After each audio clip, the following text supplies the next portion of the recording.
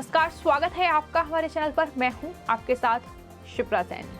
केंद्रीय जांच agency ED ने पीएफआई पर शिकंजा कस लिया है। ईडी ने पॉपुलर फ्रंट ऑफ इंडिया यानी पीएफआई के बैंक खातों को फ्रीज कर दिया है। ये बड़ी जानकारी सामने आ रही है। ईडी ने धन शोधन निवारण अधिनियम यानी पीएमएलए के प्रावधानों के तहत इस्लामिक संगठन पॉपुलर फ्रंट ऑफ इंडिया के बैंक खातों को फ्रीज कर दिया है। मीडिया रिपोर्ट्स के मुताबिक ईडी ने पीएफआई के 23 खाते और वहीं पीएफआई के फ्रंट ऑर्गेनाइजेशन आरआईएफ यानी रिहैब इंडिया फाउंडेशन के 10 खातों को फ्रीज किया है। ये बड़ी जानकारी सामने आ रही है। तो popular front of India PFI जिस तरीके का एक कट्टरपंथी संगठन है, जिस तरीके से दिल्ली दंगों से लेकर सीए और एनआरसी के दौरान जो देश के अलग अलग राज्यों में दंगे हुए, यहाँ तक कि दिल्ली के जहांगीरपुरी में जिस तरीके से हिंसा भड़की, उसके भी जिम्मेदार पीएफआई को माना जा रहा है, क्योंकि उन्होंने इस दौरान माहौल खराब करने की पुरजोर कोशिश की। तो इस तरीके से पीएफआई लगातार सवालों में रहा है। इस संगठन को प्रतिबंधित करने की मांग भी लगातार देश में उठती रही है। और अब आपको बता दें, ईडी ने पीएफआई पर शिकंजा कस लिया है। खबर सामने आ रही है कि ईडी ने राज्य पुलिस और साथ ही एनआईए द्वारा दर्ज मामलों के आधार पर पीएफआई के खिलाफ ये मामला दर्ज किया था, जिसमें उनके बैंक खातों को फ्रीज किया गया है, जिसमें पीएफआई के 23 खाते शामिल हैं। तो वहीं 10 बैंक खाते जो हैं वो पीएफआई के front organisation Rehab India Foundation के हैं। ये बड़ी कार्रवाई पीएफआई पर की गई है।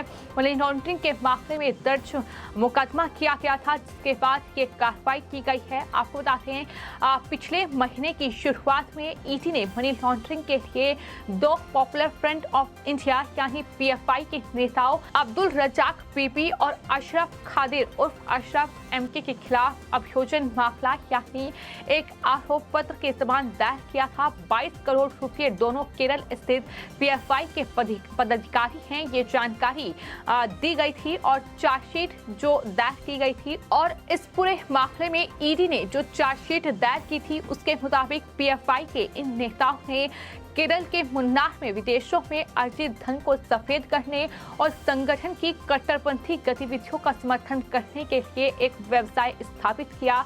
ये भी दावा इस चार्जशीट में किया जाता है कि ये नेता पीएफआई द्वारा एक कथित आतंकवादी समूह के गठन में भी शामिल थे।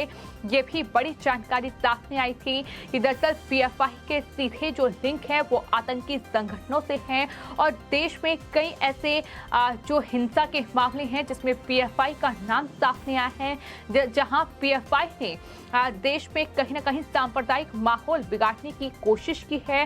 चार्जशीट के मुताबिक ये दोनों जो नेता हैं अन्य पीएफआई नेताओं और विदेशी संस्थाओं से जुड़े सदस्यों के साथ मुन्नार में एक आवासीय परियोजना मुन्नार विला विस्टा प्रोजेक्ट विकसित कर रहे थे, जिसका उद्देश्य विदेशों से एकत्रित किए गए धन को सफेद करना था। साथ ही देश के भीतर और पीएफआई के लिए अपनी कट्टरपंथी गतिविधियों को वित्त पोषित करने के लिए धन जुटाने के लिए भी इस्तेमाल किया गया। ये भी बड़ी जानकारी जो है वो चार्जशीट में सामने आई थी। तो फिलहाल आपको बता दें, ईडी ने उनके बैंक खातों को अस्थायी रूप से कुर्क कर दिया है। वहीं केंद्रीय जांच एजेंसी की ओर से जानकारी ये भी दी गई है कि इन खातों में अपराध की आय है, इसलिए इन्हें धन शोधन निवारण अधिनियम यानी पीएमएलए के प्रावधानों के तहत फ्रीज कर दिया गया है। इससे पहले ईडी ने पीएफआई के कुछ कार्यकर्ताओं को गिरफ्तार किया था और इस पूरे मामले में कुछ संपत्तियों को भी कुर्क किया गया था। ये भी बड़ी जानकारी कुछ दिन पहले ही सामने आई थी।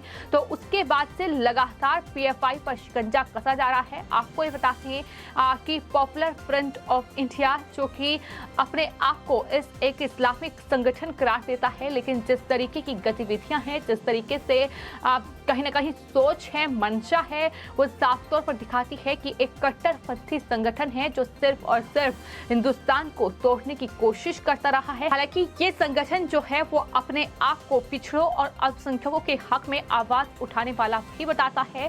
संगठन की स्थापना 2006 में नेशनल डेवलपमेंट फ्रंट यानी एनडीएफ के उत्तराधिकारी के रूप में हुई। संगठन की जड़ें केरल के कालीकट में गहरी हैं।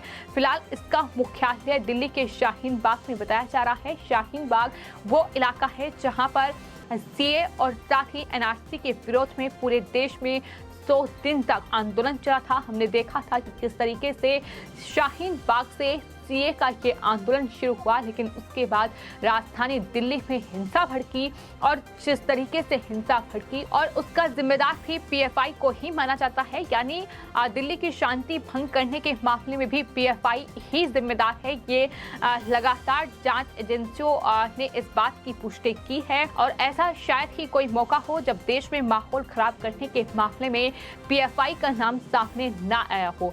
आपको बता दें, चाहे फिर राजधानी दिल्ली में सीए के दौरान हुए दंगे हों या फिर एनआरसी को लेकर देश का माहौल खराब करने का मामला हो, इसके अलावा दिल्ली के मुस्लिम बहुल इलाकों में दंगा कराने की साजिश और यहाँ तक कि हाल ही में राजधानी दिल्ली के जहांगीरपुरी में जो हिंसा भड़की, वहां भी पीएफआई को ही कहीं न कहीं जिम्मेदार माना गया है। और तमाम जो खुफिया एजेंसी हैं, उन्होंने भी कई बार इस बात के संकेत दिए हैं कि पीएफआई की हर गतिविधि जो है कहीं न कहीं वो खुफिया जांच एजेंसियों की रडार पर रही है और यही वजह है कि इस संगठन को प्रतिबंधित किया जाए।